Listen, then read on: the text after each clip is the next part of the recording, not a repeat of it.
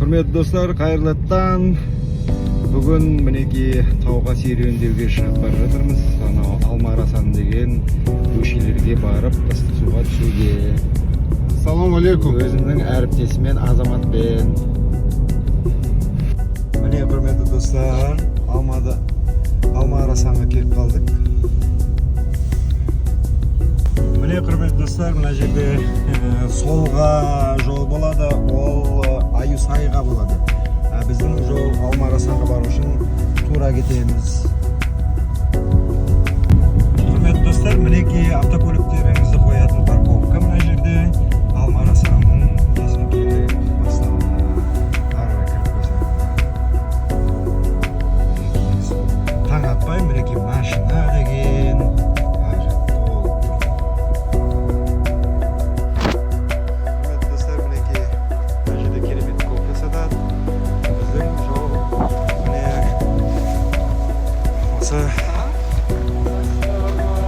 тауым арасымен кетеміз. Мінеки көрдіңіздер ме, қандай керемет көрініс. Бізге ары қарай көшелерге бару керек.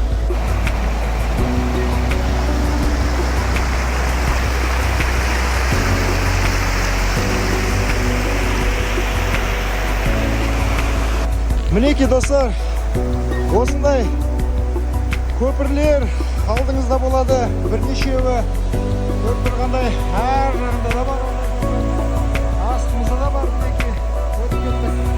Қандай көрініс, қараңыз, қандай табиғат. Неге келмесе осындай ұйықтап жатқанша таң атпай тұрып алып, осындай жерлерге жақсы тыныс алып, демалып, кім кедергі береді сіздерге? Өздеріңізден басқа келуіңізге ұсынып. Міне қандай керемет көшкелер, адам көп екен. Сағат 8 болған жоқ әлі, бірақ адам көп. Мына жерде адамдар міне тартып жатыр. Керемет нәрсе, көрдіңіздер ме? Қазір көшеге түсемін. Мінеки Алма-Арасанға кетейік. Мынандай жерге балалармен түсеміз. Қалай жоламасу?